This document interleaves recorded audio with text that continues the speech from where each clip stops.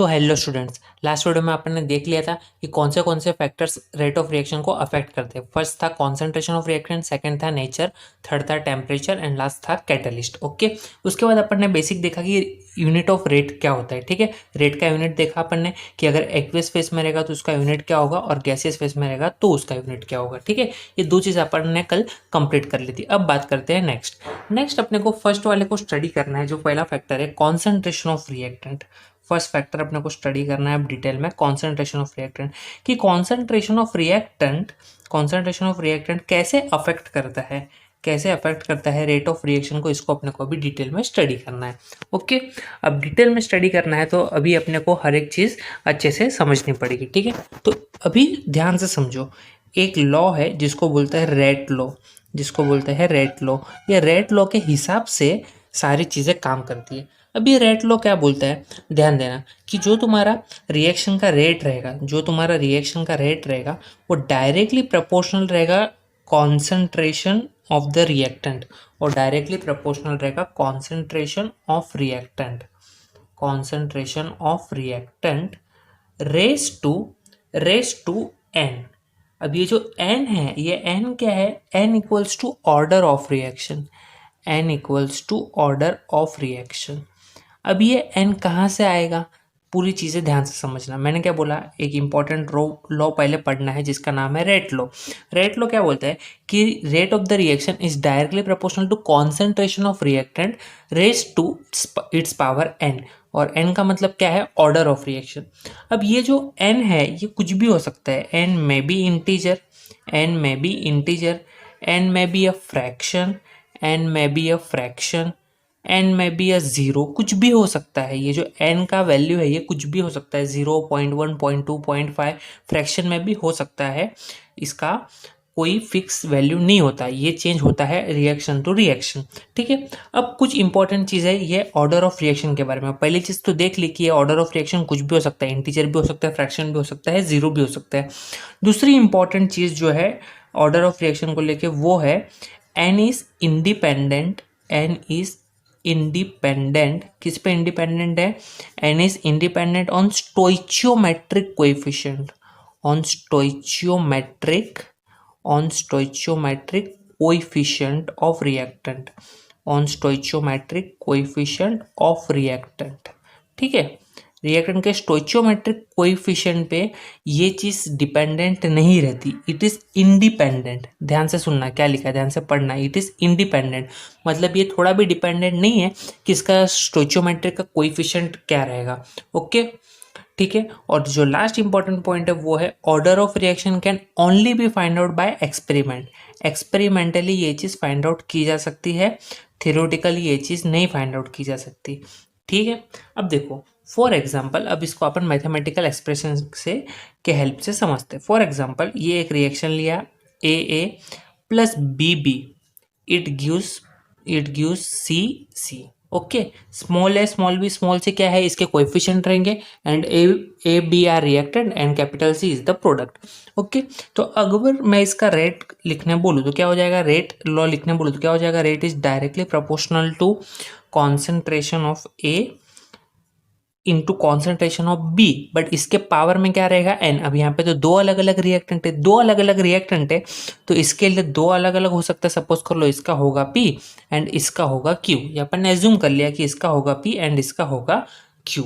तो अभी ये जो पी है, ये पी क्या होगा, P is order of reaction, P is order of reactant, order of reactant किसके रिस्पेक्ट में, विथ रिस्पेक्ट टू ए के रिस्पेक्ट में जो P है उसका क्या रहेगा, ऑर्डर ऑफ रिएक्शन, और जो Q है वो क्या है, वो भी है ऑर्डर ऑफ रिएक्शन, वो भी है ऑर्डर ऑफ रिएक्शन, बट वो किसके रिस्पेक्ट में है, order of reaction, sorry order of reactant with respect to B, with respect to B।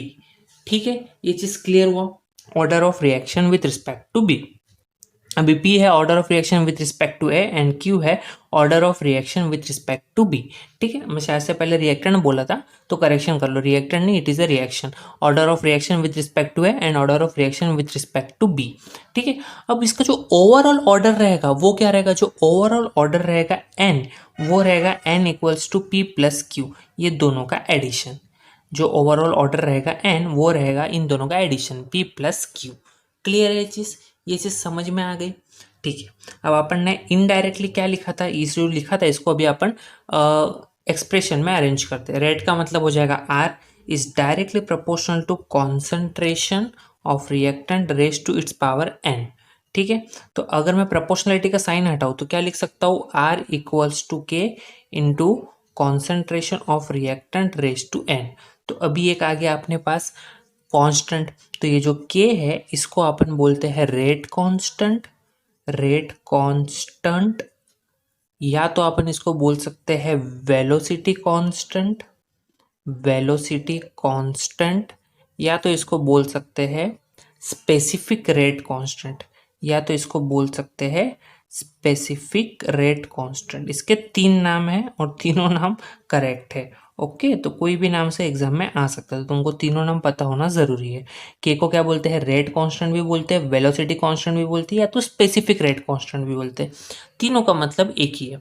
अब अपने को एक इंपॉर्टेंट चीज़ यहाँ पे करनी है, अपने को के का यूनिट निकाल लेना है। अब के का यूनिट निकाल के क्या बेनिफिट है, कि जब अपन न्यूमेरिकल सॉल्व करेंगे ना तब तुमको समझेगा। क्योंकि न्यूमेरिकल्स में कैसा होता है, डायरेक्टली वो लोग वैल्यू देंगे और तुमको पूछेंगे कि इसका ऑर्डर क्या है, तो ऑर्डर फाइंड आउट करने का शॉर्टकट तुम लोग को मिल जाएगा के यूनिट से। ठीक है, तो अपन के का एक यूनिट निकाल लेते हैं। उसके लिए पहले एक अपन रिएक्शन को सपोज करते हैं कि एक रिएक्शन है A plus B it gives C. ठीक है, तो इसका रेट क्या हो जाएगा, अपन ने जस्ट लिखा rate is directly proportional to concentration of reactant A. इसका अपन ऑर्डर पकड़ लेते हैं पी, और जो रिएक्टेंट बी है इसका अपन ऑर्डर पकड़ लेते हैं क्यू। ओके, तो अभी अपन इसको प्रोपोर्शनलिटी कांस्टेंट लगाएंगे के रेट कांस्टेंट, तो ये क्या हो जाएगा, A raise to P into concentration of B raise to Q. अब मुझे फाइंड आउट करना है के का यूनिट, तो मैं के लिए अरेंज कर लूंगा।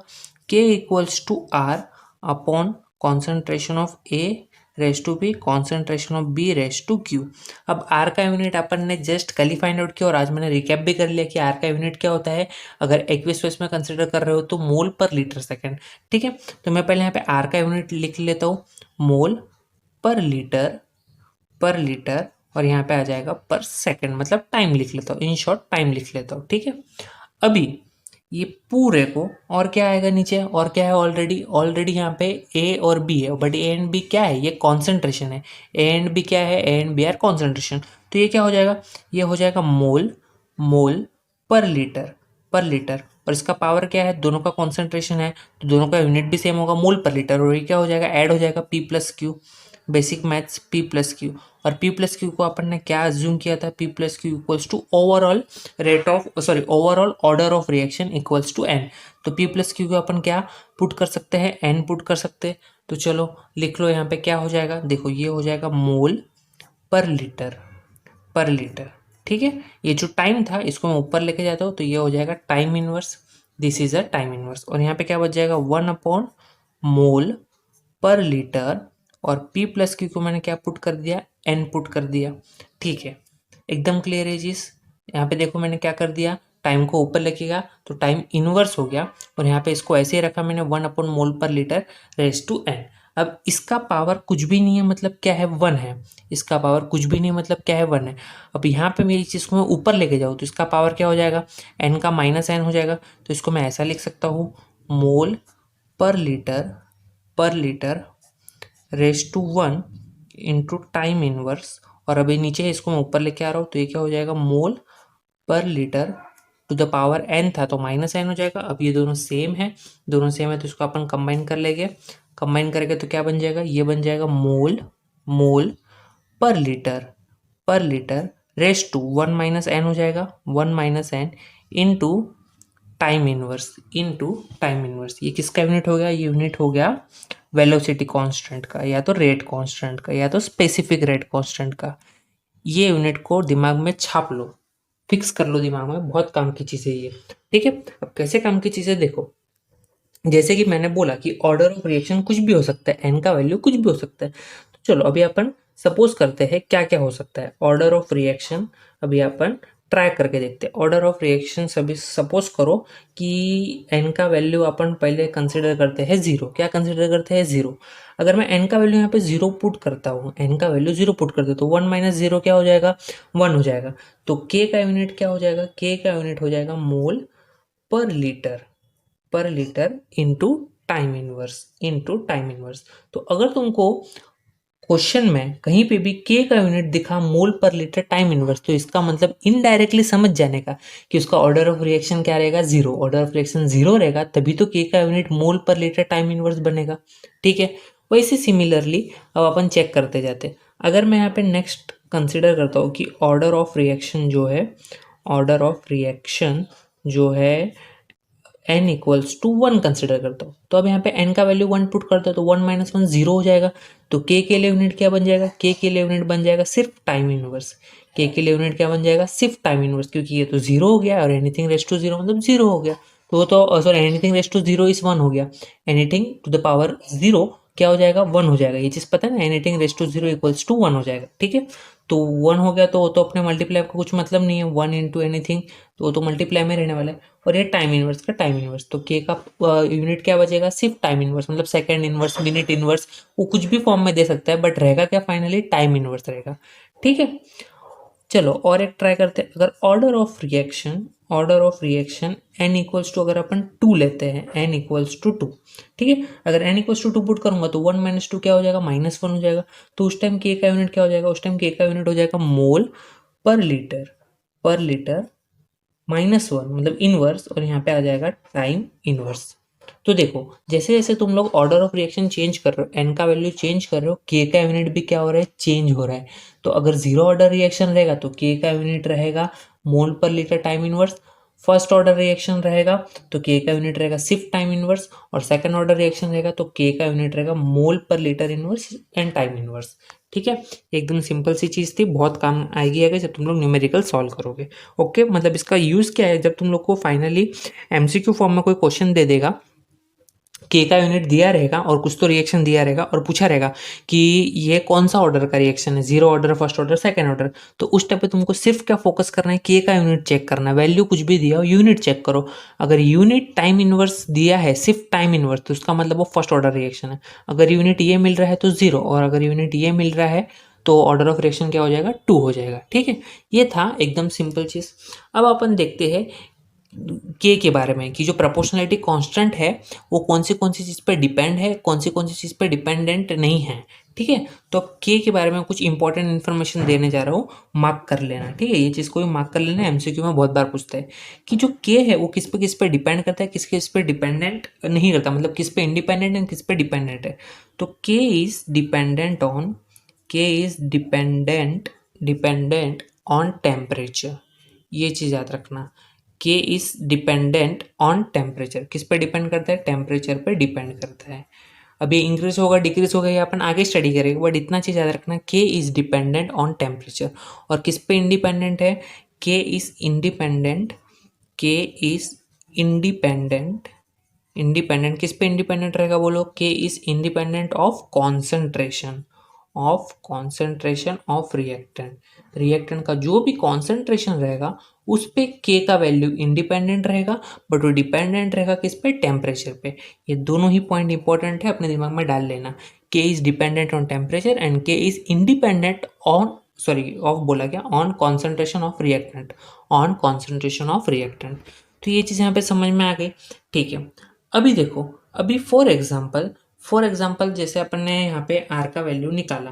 क्या निकाला? आर के लिए अपन ने निकाला R equals to K into concentration of A raise to P into concentration of B raise to Q.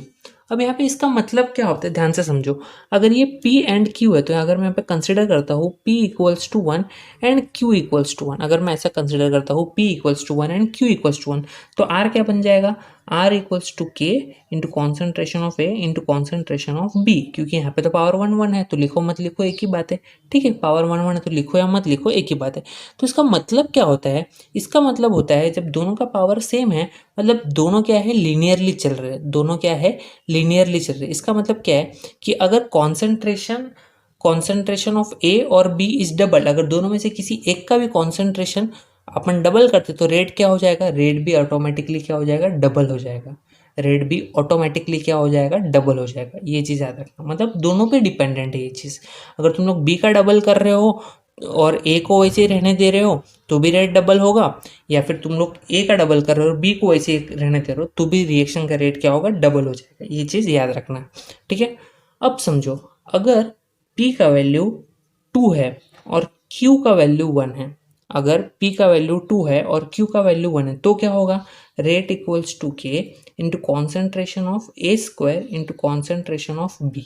अब यहाँ पे क्या होगा देखना, A का जो है वो स्क्वायर है और B का पावर 1 है, ठीक है। तो इसका मतलब क्या है, अगर मैं कॉन्सेंट्रेशन A का डबल कर दिया, इफ कॉन्सेंट्रेशन ऑफ A, अगर A का कॉन्सेंट्रेशन मैंने डबल कर दिया तो क्या हो जाएगा, if concentration of A is double keeping B constant, बी को मैं चेंज नहीं कर रहा हूँ, बी को मैं वैसे ही रख रहा हूँ, सिर्फ ए का कॉन्सेंट्रेशन को मैंने डबल कर दिया तो क्या हो जाएगा बताना, जो भी तुम्हारा रेट ऑफ रिएक्शन है वो हो जाएगा, इंक्रीज हो जाएगा। कौन से फैक्टर से इंक्रीज हो जाएगा, it will increase by a factor of 4। It will increase by a factor of 4।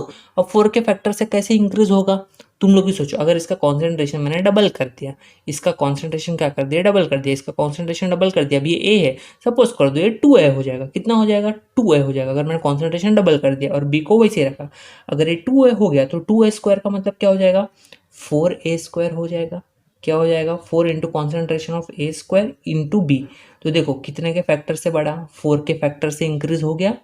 आया समझ में ये चीज़ कैसे फाइंड आउट करनी है। यहाँ पे क्या हो रहा था, अगर तुम लोग ए को डबल करोगे तो क्या हो जाएगा, 2A हो जाएगा। क्या हो जाएगा, 2A, मतलब ये क्या हो जाएगा, 2 times concentration of A into concentration of B. तो पहले क्या आ रहा था, पहले क्या आ रहा था, सिर्फ concentration of A into concentration of B, क्योंकि दोनों में के तो कांस्टेंट है, के तो दोनों में ही रहेगा नो डाउट, ठीक है। लेकिन जब तुम लोग इसका कॉन्सेंट्रेशन डबल कर दोगे तो क्या हो जा रहा था, 2 का फैक्टर इंक्रीज हो जा रहा था, इसलिए मैंने बोला था डबल हो जाएगा। और यहाँ पे कौन से फैक्टर से इंक्रीज हो रहा है, 4 के फैक्टर से इंक्रीज हो रहा है, ठीक है। अभी मैंने जो बोला जस्ट 5 मिनट में वो वापस से चाहिए तो वीडियो को रिकैप करो, आई मीन टू से रिवर्स जाओ और वापस से उतना देखो। क्यों ऐसा बोल रहा हूँ, क्योंकि ये चीज़ ज़रूरी है, यहाँ पे कन्फ्यूजन क्रिएट होता है, इसके ऊपर एमसीक्यूज बहुत आते हैं। और मैं इसके डिस्क्रिप्शन बॉक्स में हमेशा की तरह एक लिंक दूंगा टेस्ट का, उसके अंदर ऐसे क्वेश्चंस डालूंगा, तो वो क्वेश्चंस को सॉल्व करना ताकि तुम्हारा कॉन्फिडेंस बढ़ेगा, ठीक है। तो ये चीज़ समझ में आ गई कि अगर P का वैल्यू 1 है और Q का वैल्यू 1 है, अगर दोनों वैल्यू सेम है तो इसका मतलब दोनों में से किसी एक का भी अगर तुम लोग कॉन्सेंट्रेशन डबल करते हो तो क्या हो जाएगा, रिएक्शन का जो रेट है वो डायरेक्टली डबल हो जाएगा, ठीक है। और अगर उसका पावर मतलब ऑर्डर, एक का ऑर्डर 2 है एंड एक का ऑर्डर 1 है, तो उस केस में क्या होगा, अगर तुम लोग जिसका पावर 2 है, आई मीन टू से जिसका ऑर्डर 2 है, अगर उसका कॉन्सेंट्रेशन तुम लोग डबल कर देते हो तो कितने से इंक्रीज हो जाएगा, रेट ऑफ रिएक्शन इंक्रीज हो जाएगा बाय अ फैक्टर ऑफ 4 के फैक्टर से इंक्रीज हो जाएगा, ठीक है। आई होप सो समझ में आ गया। मैं प्लीज़ रिक्वेस्ट कर रहा हूँ एक और बार देखो, चाहिए तो 2 बार देखो, बट ये चीज़ जब तक समझ में ना आए तब तक इसके आगे मत बढ़ना, नहीं तो वो पूरा चैप्टर दिमाग के ऊपर से जाएगा, ठीक है। तो कुछ भी डाउट हो तो कमेंट करो, I will reply it. Okay, thank you.